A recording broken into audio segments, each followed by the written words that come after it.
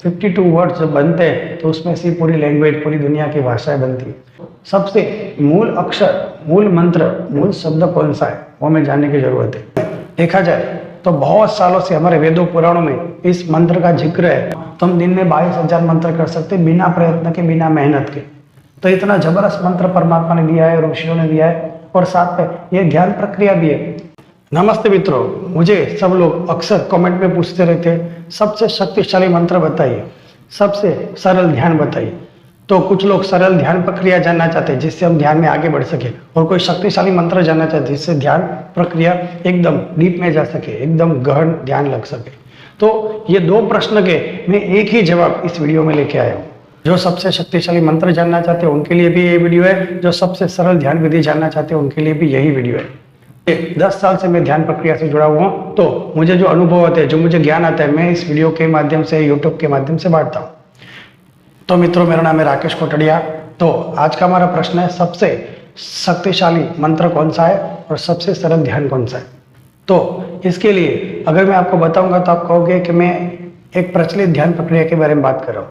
असल में देखा जाए तो बहुत सालों से हमारे वेदों पुराणों में इस मंत्र का जिक्र है और इस मंत्र पे ध्यान भी किया जा सकता है। इस ध्यान का नाम है सोहम ध्यान। आपको ये सोहम ध्यान क्या है? तो ये ध्यान प्रक्रिया बेसिकली श्वासों के ऊपर आधारित है।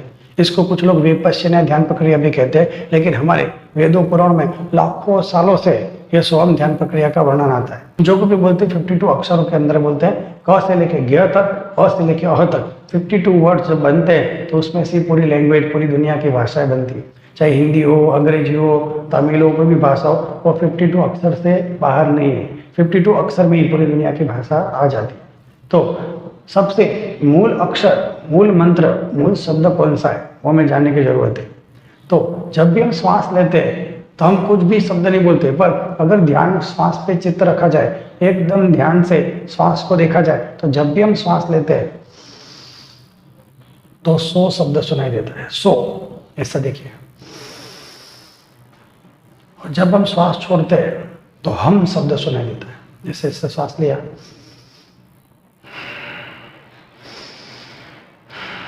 तो जब भी हम श्वास लेते हैं तो 100 शब्द सुनाई देता है, और जब भी श्वास छोड़ते हैं तो हम शब्द सुनाई देता है। तो जब सांस लेते हैं तो 100 और छोड़ते हैं तो हम। सोहम, सोहम, ये हमारा श्वास चल रहा है और साथ में मंत्र भी चल रहा है। तो कोई भी मंत्र हमें बोलने के लिए मेहनत करनी पड़ती है। जैसे कि कोई भी मंत्र हो, अब ओम नमः शिवाय लो तो आपको बोलना पड़ेगा, जपना पड़ेगा, मेहनत करनी पड़ेगी। क्योंकि जब भी आप बोलोगे उतनी आप मेहनत लगेगी, उतनी मेहनत लगेगी, तब आप जाके वो मंत्र बोलोगे। तो 1000 बार, लाख बार आप बोलोगे तो उतनी आपके माइंड को भी मेहनत करनी पड़ती है, और साथ में आपके मुंह को भी मेहनत करनी पड़ती है, और शरीर को श्रम लगता है। तो कोई भी मंत्र बोलना हो तो ये अपने आप नहीं होता, आपके प्रयत्न लगते हैं, आपकी मेहनत लगती है। ये मंत्र जब भी हम बोलते हैं तो मेहनत लगती है, साथ में हमारा मन उस मंत्र में होना चाहिए। अगर आप ओम नमः शिवाय बोलते हैं लेकिन मुंह से बोला जाता है लेकिन माइंड उसका साथ नहीं देता, तो फिर वो मंत्र किसी काम का नहीं। क्योंकि संत कबीर ने बताया है कि माला तो कर्मे फिरे, जीभ फिरे मुख माही, मनवा तो चहुदिश फिरे, ये तो सुमिरे नाही। तो जब भी आप मंत्र बोलते हो तो 2 चीज आपको करनी पड़ती है कि आपका मन सतत उस मंत्र में होना चाहिए।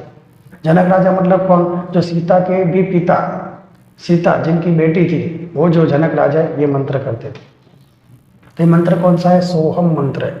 तो सोहम मतलब क्या? जब सांस लेते 100, जब छोड़ते हम, जब सांस लेते 100, जब छोड़ते हम, तो सोहम। अब इसका मीनिंग क्या है वो हमें समझना चाहिए। सो मतलब वो, हम मतलब मैं, वो मैं ही हूँ, वो मैं ही हूँ, वो मैं ही हूँ। क्योंकि हम परमात्मा से निकल के आए हैं, तो परमात्मा तो बहुत विशाल है, और परमात्मा की छोटी सी बूंद हमारे जो अंदर है उसको आत्मा कहते हैं। तो जैसे समुद्र के अंदर से छोटी सी एक चम्मच पानी निकाल दी जाए तो चम्मच का पानी और समुद्र के पानी की गुणवत्ता सेम है। उसके अंदर जो भी केमिकल समुद्र में, वही केमिकल तो उस चमची में है। तो ये समुद्र में जो केमिकल है वही तो उस चम्मच में है। तो समुद्र और चम्मच दोनों एक ही है, वो मैं ही हूँ, वो मैं ही हूँ, वो मैं ही हूँ। तो चम्मच का पानी और समुद्र का पानी दोनों एक ही तो है। पर ये ज्ञान हमें समझने के लिए कि जो परमात्मा से जो निकली है वही आत्मा हमारे अंदर विद्यमान है। तो आत्मा और परमात्मा एक समान ही है। वो मैं ही हूँ, वो मैं ही हूँ, वो मैं ही हूँ। तो ये मंत्र का मीनिंग अगर आप समझ जाते हो तो आप सोहम सोहम एकदम ध्यान से समझ पाते हो। तो सोहम, वो मैं ही हूँ, वो मैं ही हूँ, ये भाव हमारे अंदर जागृत होता है। और सोहम बोलने के बाद जब हम मंत्र बोलते हैं तो इसके अंदर में कोई प्रयास नहीं लगते। आपको श्वास तो अपने आप एकदम आसानी से चलता है, सांस खींचते हो, सांस छोड़ते हो, सांस खींचते हो, सांस छोड़ते हो, उसमें कोई मेहनत नहीं, क्योंकि अपने आप चलने वाली प्रक्रिया है। तो अपने आप चलने वाली प्रक्रिया, उसमें कौन सी मेहनत, ये अनायास अपने आप सहजता से होता है। पर प्रॉब्लम क्या है कि हम जब सांस लेते हैं तो सांस लेने को हम सो नहीं बोलते और सांस छोड़ने को हम नहीं बोलते, क्योंकि मन उस पर नहीं आता। तो कितने भी मंत्र आपको डालो, मैंने कहा ना कि माला तो कर में फिरे, जीभ फिरे मुख माही, मनवा तो 14 फिरे, ये तो सुमरन नहीं। तो संत कबीर ने ऐसा बताया कि जिस मंत्र के अंदर आपका मन नहीं है वो मंत्र फैल जाते। तो सोहम सोहम मंत्र हम दिन में सांस हमारी कम से कम 22,000 बार हमारी सांस लेते दिन में। तो असल में देखा जाएगा अगर हर बार हम अपनी सांस पे चित्त रखें, सो हम तो हम दिन में 22,000 मंत्र कर सकते बिना प्रयत्न के, बिना मेहनत के। तो इतना जबरदस्त मंत्र परमात्मा ने दिया है, ऋषियों ने दिया है। और साथ में ये ध्यान प्रक्रिया भी है, क्योंकि आपका ध्यान दुनिया के विषय में नहीं जाता, अपने श्वासों पे रहता है। तो एक सरल ध्यान प्रक्रिया है। तो मंत्र ही आपका ध्यान है, ध्यान ही आपका मंत्र है। तो संत कबीर ने दूसरा भी बताया सोहम मंत्र के बारे में, कहता हूँ कहीं जाता हूँ, कहूँ बजाए ढोल। मतलब ये ढोल नगाड़े पे बजा के आपको बताऊं क्या सत्य क्या है। कहता हूँ कहीं जाता हूँ, कहूँ बजाए ढोल, श्वासा खाली जात है, लाख टके का मोल। मतलब एक एक श्वास में एक एक मंत्र हो रहा है, लेकिन आपको ध्यान नहीं है श्वासों पे, तो ये मंत्र लाखों मंत्र फेल हो जाते। तो जब से हम जन्मे तब से आज तक हमारा शरीर लाखों बार ये सोहम मंत्र बोल चुका है, लेकिन हमारा ध्यान उस पर नहीं है, श्वासों पे। तो सोहम पे हमारा ध्यान नहीं, तो सारे लाखों मंत्र हमने गंवा दिए। तो आज से हम जागरूक होना चाहिए कि जब भी हम श्वास लें तो श्वास श्वास सुमरन करें। तो श्वास श्वास को हम याद करें, श्वास श्वास में परमात्मा का ध्यान हो और अनायास होता है, हमें कुछ मेहनत नहीं करनी पड़ती। तो कोई भी मंत्र बोलने के लिए जो मेहनत लगती है ये सोहम मंत्र में नहीं है, और मेहनत करने के बाद जो हमें ध्यान मिलता है बाद में, यहाँ तो ध्यान भी वही है और मंत्र भी वही है। तो ये सबसे अच्छी बात है कि हमारे परमात्मा ने हमें एकदम गिफ्ट दिए। परमात्मा ने प्रत्येक मनुष्य को ये गिफ्ट दिए कि श्वास ही आपका मंत्र है। हर इंसान इस मंत्र को करने के लायक है, और इंसान कहीं पर भी श्वास लेता है तो कहीं पर भी ये मंत्र जपा जा सकता है। इसको कोई रूल्स रेगुलेशन नहीं, क्योंकि सांस इंसान हर जगह पे लेता है। बस एक ही काम करना है, श्वास के ऊपर आपका चित्त होना चाहिए, और हर श्वास में आप सो बोलते हो, जब सांस छोड़ते हो तब हम बोलते हो। बस यही इसके रूल्स है, और कुछ रूल्स नहीं पड़े।